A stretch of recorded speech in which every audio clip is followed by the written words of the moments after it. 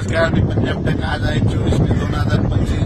सर्वप्रथम शेतकऱ्यांना सांगू इच्छितो की 30 मे पर्यंत असाच पाऊस पडणार आहे आणि मी आहे आमच्या शिरू तालुक्याच्या दुधना धरणावर आणि या ठिकाणाहून सर्व शेतकऱ्यांना अंदाज देणार आहे. तर हे आहे दुधना धरण, आमच्या शिरू तालुक्यातलं दुधना धरण आहे आणि या ठिकाणून माझ्या महाराष्ट्रातल्या शेतकऱ्याला अंदाज देणार आहे की राज्यामध्ये 30 तारखेपर्यंत असाच भाग बदलत पाऊस पडणार आहे म्हणून हा अंदाज लक्षात घ्यायचा.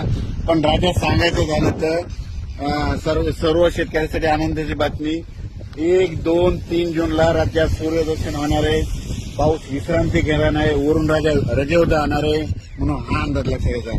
म्हणजे सांगायचं झालं तर 1 जून, 2 जून, 3 जूनला वरून राजा विश्रांती घेणार आहे, रजेवर जाणार आहे म्हणून हा अंदाज लक्षात येतात. माझी सर्व शेतकऱ्याला विनंती आहे की 1, 2, 3 जूनच्या नंतर ऊन पाडल्याच्या नंतर तुम्ही काय करा, तुम्ही संपूर्ण शेताची कामे आटपून घ्या, कारण की त्यावेळेस उघाड पडणार आहे. नंतर परत 5-6 जूनच्या नंतर थोडं तुरळक कुठेतरी पाऊस चालू राहील. पण राज्यात मात्र 1, 2 जून, 3 जूनला सूर्यदर्शन होणार आहे, चांगलं हवामान कोरडं राहणार आहे म्हणून हा अंदाज लक्षात येतात.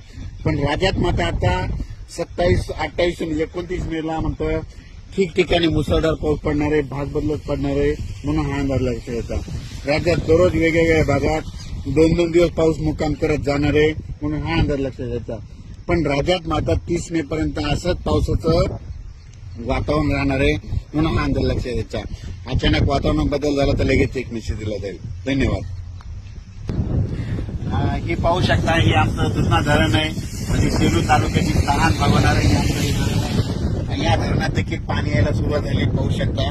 पण राज्यात मात्र सर्व शेतकऱ्यांसाठी आनंदाची बातमी, 1 जून, 2 जून, 3 जूनला सूर्यदर्शन होणार आहे म्हणून हा अंदाज लक्षात यायचा. म्हणजे वरून राजा विश्रांती घेणार आहे, शेतकऱ्याला कामं करण्यासाठी विश्रांती घेणार आहे म्हणून सर्व शेतकऱ्यांनी हा अंदाज लक्षात येत आहे. मी आहे जालन्याकडे जात आहे आणि परतूर मार्गे जात असल्यामुळं या दुधना धरणाहून या शेतकऱ्यांसाठी अंदाज दिलेला आहे.